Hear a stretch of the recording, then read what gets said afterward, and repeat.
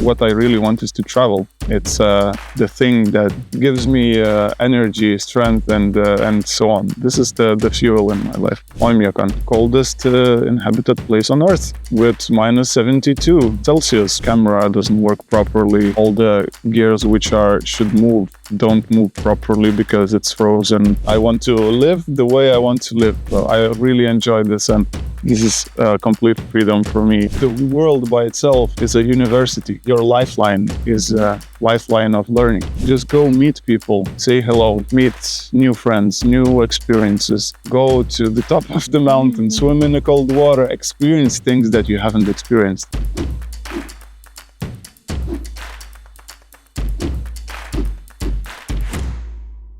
Hello, everyone. Welcome to this episode of Many Firsts, the podcast where we explore the power of first-time experiences and share transformative and inspirational moments in our lives. I'm your host, Regula Fischer, and I'm super happy to be here today, outside in this fresh air, live in Svalbard with Simas. Welcome, Simas. Hi, how are you? I'm good. How are you? Are you warm and comfortable in our studio here? Actually, surprisingly, I am. It's very nice. I think it's comfort of snow and Svalbard. Yeah, right. There is something. It doesn't feel cold, even though if we check the thermometer, it would show cold. But you have also been exposed to this weather or climate, I should say now, for a few days. You are an adventure videographer. Yeah. And you have been traveling for a bit. So maybe we start with right where we are. What brought you here? Well, this is first time for me in Svalbard.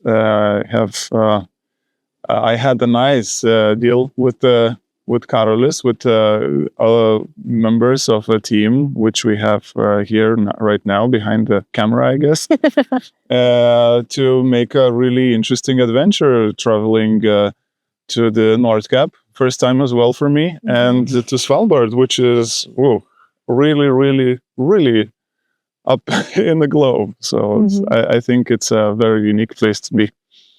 So I'm creating a documentary about this. So yeah, I'm looking forward to see that. Yeah. So first time that high north in that sense for you as well, for me, me too. And you're saying it's a special place. What do you think makes Svalbard special for you? Well, for me, special would be the fact that there are much higher population of polar bears than people. This is special. Why I say it's the thing that we live in a planet, so we're populated, and there's a lot of people in the planet, but there's always nice to visit a place where like humans are not majority of the land. Yeah. So in this case, Svalbard is the good place to be, and a very good place to explore what is happening here, what it is. It's definitely a different place from all over the world and all other world. So it's a unique place. Yeah, that's very true what you're saying. You can really feel that the wilderness is just right, basically behind us, right? There's also specific zones that you are allowed to move in. Yeah. And after that, only if you are protected and wearing a gun, so that if you're going out there. It's kind of a reality. Yeah, reality of being small. Yeah. It's kind of egocentric of being a human. It's egocentric to feel like we can rule everything, and we're the top species in the world, but we naturally forget that the planet is first, right? So we're not the rulers of this earth. The planet itself is a ruler. So when we come, we have to be humble, we have to be prepared, and we have to respect the surroundings. It's not like in the middle of Europe. We rule Europe, but it's always nice to remember that this is the truth. Yeah, and basically go a bit. It feels like at the edge of civilization here. Yeah. And still, you as an adventure videographer, you have been in other places that are maybe, I could say, extreme. Yeah. There's a snowmobile coming now, which is perfect. That's how people move around here. Oh, yeah. Or sometimes with the sledge also, at least in winter, right? Obviously in summer, there's not that exciting. It's very nice. I love it, actually. Yeah. It's special. Yesterday, you drove a snowmobile. Was that the first time as well? Well, you could call it a first time. I had it I had the first time when I was a young child for a bit to try it out, but 20 years passed, different experience, completely new experience. You drove a snowmobile. Yeah. Where was that? So you grew up in Lithuania, right? Yeah, in Lithuania, in Druskininkai, in a small town in Druskininkai, and then during the winter time, I tried there with my father's snowmobile he bought at that time, and then of course I had to try, but then there was no snow after a few years, and then there's no need to have it. So yeah, but here is amazing, and there was definitely a first time in the mountains. So good. I didn't know that this is such a satisfying experience. To be outside on a snowmobile, or basically the combination. Yeah. Mm-hmm. And now, let me maybe, I said or mentioned before that other places that you have seen that may have had a similar impact on you, like here. But before we go there, your story of becoming an adventure videographer, could you share with us about that? So there was one time that I was writing down on a paper my wishes and my ideas, and trying to understand what I want from life. And I realized that I actually really want is what I really want is to travel. It's the thing that I don't know, gives me energy, strength, and so on. This is the fuel in my life. And creativity. I create. I was always the creative one. So I thought, okay, I need to bond these things, So I want to live the way I want to live, and therefore it became slowly a video production, right? In atmosphere of adventure and traveling. So yeah, and I had experience with filming before and so on, and of course because I tried a lot before in my creative career. So, and the interesting thing, once I wrote this, once I realized, click in the mind, Karolis comes to me and says, "Hey, let's go to Oymyakon."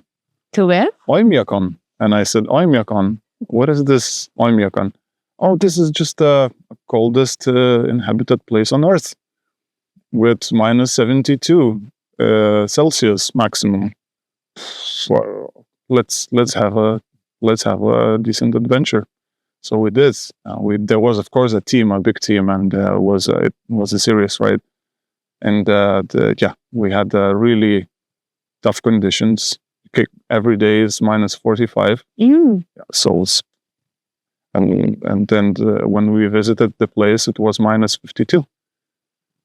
Yeah. And you were the videographer for this adventure. Yeah. So you basically captured what others were. They were on motorbikes. Is that what they did? Karolis was on motorbike, and there was other team following. So it was a tough ride. You had to prepare a lot, like layers and layers of on motorbike and on a person, just to cover from having a cold, because you ride, and then at some point the wires in motorbike starts breaking because it's so cold and break down, so the electric system doesn't work and so on. But also your work, I would imagine, all these tools and devices you use, and I've seen you over the last few days, you have different things from drones to of course, tripods and different cameras and GoPros. GoPros, exactly. And you're always kind of also now. I mean, you may sleep with these things. I've never seen you without anything hanging on you. These things need battery, and my experience is that batteries also die very much faster in the cold. So I assume. So you have your own challenges in what you do, and then you're traveling with a group that faces their challenges. So how are you navigating that? Well, openly, it's a big challenge to manage all these things. And actually, I'm preparing a video for tips to film in this kind of cold, because it's a tough thing, especially with batteries. Of course, batteries are dead in half an hour, 10 minutes, depends on the cold. And then you always have to have some warm place to also to charge, but keep them warm. And the camera doesn't work properly, autofocus system doesn't work properly, all the gears which should move don't move properly because it's frozen. Then you go inside from really cold to really warm place, all the fog goes inside, and camera is covered in frost, and it's a big danger because it can go inside and in a chip, and then it can damage that. So, plenty big list of things that you should do and shouldn't do, or must do and cannot do in cold while filming. It's a completely different thing. It's all the things that are taken for granted in a usual climate, not in the cold. It's not. You have to think about everything. And it sounds to me like you self-educated yourself on that. Yeah. On this, on filming, I had few years of university studies, not directly on filming. Okay, this part is not important, but this is basically self-education, experience education. Yeah, so I got all of this by reading, by having problems by myself, by just researching. So I had a lot of experience. Also, I had my first time of really interesting trip in Baikal, in frozen Lake Baikal. Also with Declan, probably you met him, Declan Makalai. Yeah, so we got motorcyclist who was on our podcast. Yes, he's sitting behind the camera. Hey, Declan. Yeah, so it was also a tough thing, since you go out in the middle of nowhere, and then it's not so easy to foresee other things, because you're on the lake, so you don't have places to warm up a little, or now I have to remember it's a lot of tough. There's a lot of tough things, and maybe it's in the first time there's not a tough thing here, but it creates a lot of problems if not taken care of. In terms of camera, in terms of all the equipment and so on. For example, yesterday we were going out with these snowmobiles up to the glacier, to the mountains, and then I was ready to get the drone, but apparently it was closed, and you cannot closed. It didn't work because it was frozen, and you cannot. Then you have to think, either you put somewhere here, behind your clothes, the drone. Either you make up some warm package there, So, but then if you have a lot of things like a camera, like a lens, and so on, you cannot put everything here. So some things have to go. Yeah. And you need to find solutions in the moment. And I would just think, first of all, what's happening internally, you seem to stay calm. That's my impression. And at the same time, you have customers that expect you probably to be ready at all times. I don't know. So what helps you to maintain, clarity in mind and to think of solutions? Or wouldn't you rather want to say, like, what, it's not happening, or that's. But what's going on inside of you in such moments? First of all, meditation helps. I do meditation.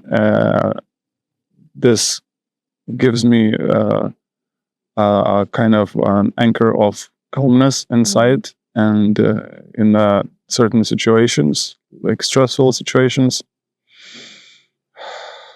Okay, do what you have to do. This is the, I could say, and I can give a lot of credits for meditation.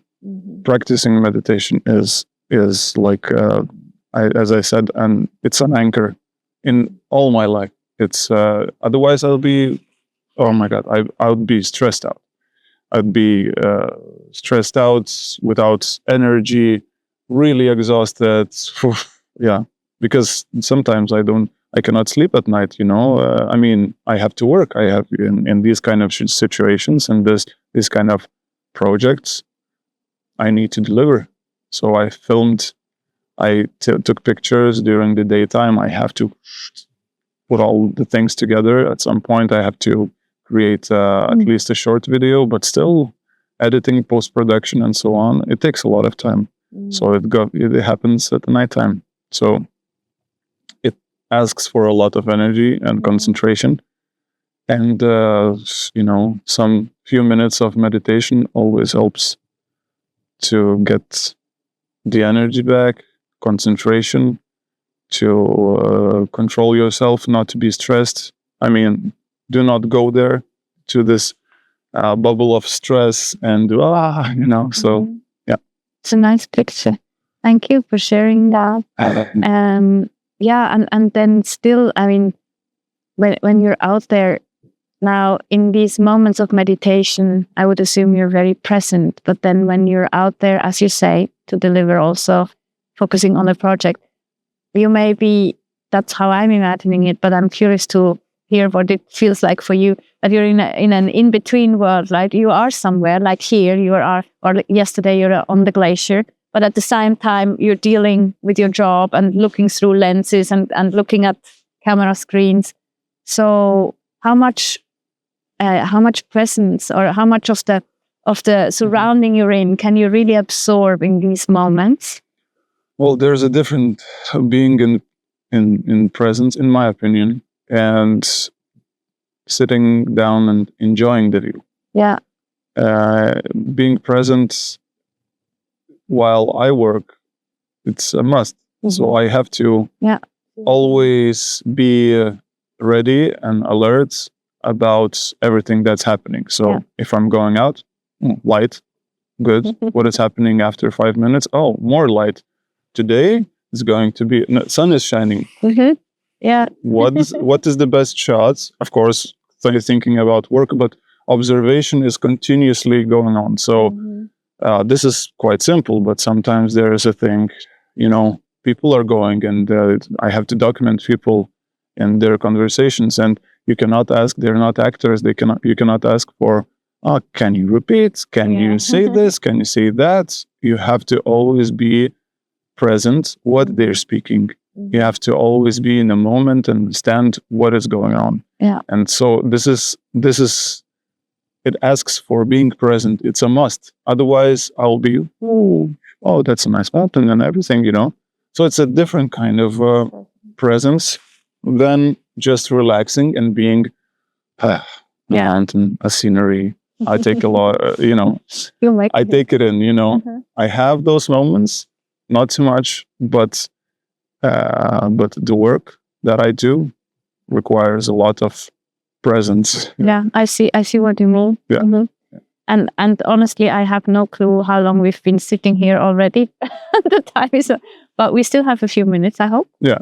Okay, so if we travel away, so you could make your life much easier, right? You wouldn't need to travel to places where it's minus 40 something degrees, or or on glaciers or frozen lakes. So yeah, what makes you take these challenges on? Oh, yeah, that's a good question, because I don't think the life would be easier without these things. That life would be way harder. I didn't travel last year for all the year. I didn't travel, and I was feeling miserable. I mean, not miserable, but I really was feeling sad. I really missed traveling and experiencing the world, and I felt that I don't have something that I actually require from life. You know, like a person needs to sleep, to have food, and so on. So this is, of course, not in this level, but this is the inner level that I require to travel and to experience things. And I didn't have that, and I felt, I felt bad for this. So it wouldn't be easier without it. It would be harder. So, yeah. It's not a direct answer to your question, but this is the way I see the situation. So I really enjoy this, and this is complete freedom for me. And I'm charged. I don't care. I mean, it's okay. I can go and sweat and I mean, to work a lot, you know. But when I'm in these kind of places, it's super nice. So yeah. Very nice. Yeah, and I can see that you seem to have this energy, or something is charging you. yeah, that's true. Are there any firsts, like first adventures that are in the making that you're planning to venture on? So I have some ideas of getting to. I have plenty ideas. I have plenty firsts I hope to do. So life will be good. Yeah. Yeah. Well, first of all, so I really want to make a series or a podcast or adventure series. So working for building a YouTube channel, and so they're going to be quite, which is a first as well. Yeah. Quite. I hope to have quite an interesting series of adventure filming and adventure experiences, adventure traveling. And then therefore I can share my experience at, let's say, climbing to Mont Blanc and making a documentary. I already have some experience, so it was also a first that I did, and was exhausting completely. But it was a valuable experience, and I can share those things that I don't usually share. So I believe, sharing this experience on some channel would be a first. Yeah. You will have to let us know what the channel is. Okay. Now I must do this. Now we heard it. It's out there in the universe. Yeah. Now I must do this. Yeah. I think it will be healthy for me as well, you know, to share, because I do a lot. I do a lot of traveling and nice adventures, but for myself, I don't share much, you know. So yeah, definitely. I was thinking also what all, you know, technically also people could definitely learn from you. It'd be good if they know where to find you, to maybe ask for advice. Yeah. I think we're going to share the link in the comments. Yeah, do that.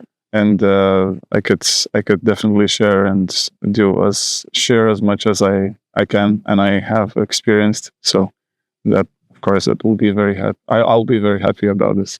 Nice, thank you. And to close that loop from the thing I opened before, other places you've seen, and I do think we are reaching the 30 minutes, right? We don't have more time left to record, I think. Yeah, something like that. I see this. So we're getting close.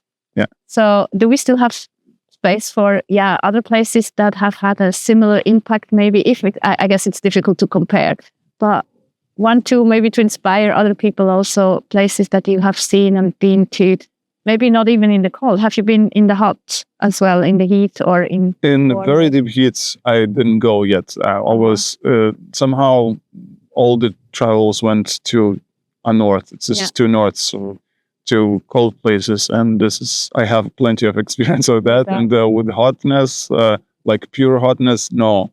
But in warm places, India, Thailand, Vietnam, and so on, all those Asian countries, I've been there. and I love those places. It's a very beautiful experience, completely different, very different, because here is just it's a quietness. Yeah. Here is like this clarity, and everything is calm and everything. And you drop to India and it's like and smells and everything, and this so this is completely different thing. So I don't know if I answered your question. You did. Yeah, it's interesting now that I'm listening to you. I'm thinking, something is very pure here in the air and everywhere. It's kind of and calm, as you're saying. Is there any message you would like to leave us with before we close? A message about traveling, about experiencing the world. Whatever comes to your mind. Maybe how you keep your hands warm in this weather without any gloves. You get used to this. It's not terrible. I mean, it's cold, but it's not like frozen or something. Yeah, but it is interestingly very comfortable. Well, I think since I'm so passionate about traveling, I'll speak about this. I think the world by itself is a university. You can call it like this. The life by itself is your lifeline. Is a lifeline of learning. So if you stay in one place, let's say you stay in one room, right? So you see everything what is there. You experience this. You can have a lot of theoretical knowledge, but you don't have a lot of experience. Yeah. So while traveling, you experience, and this experience goes really deep, and it can teach you much more than reading a book. I don't say don't read books. I say do both. And the world teaches you. Sometimes you just need to walk. You take your backpack and you go and you have your travel, but then your mind will start working. Your mind will first be cleared from all the buzziness, from all the stuff that it's, everyday buzz in your what to do, so then your mind gets quiet, and then you start, feeling the world actually. So I encourage people to take their backpacks or buy a ticket and go experience, do this. This is the thing which cannot be repeated. Even though if you go to the same place, for a second time, it's going to be different. But just go meet people, say hello, go meet new friends, new experiences, go to the top of the mountain, swim in the cold water, experience things that you haven't experienced, and learn from this. You can not try learning it. You'll definitely have enough of experience to have, your heartbeat going and feeling alive, and feeling that you are actually living your life and you're growing. So thank you, guys. Go. Yeah, go and create first, right? Yeah, create your first. Thank you so much for being with us here, Simas, in this beautiful studio. Thanks, everyone. If you liked this episode, it would mean the world to us if you like it and share it with anyone that could need a boost in courage. We would also love to hear from you. What are your reflections after listening to this conversation? Share them with us in the comments, and let's keep creating these inspirational firsts together. Yeah. We'll see you next first time. Until then, much love and courage. Ciao.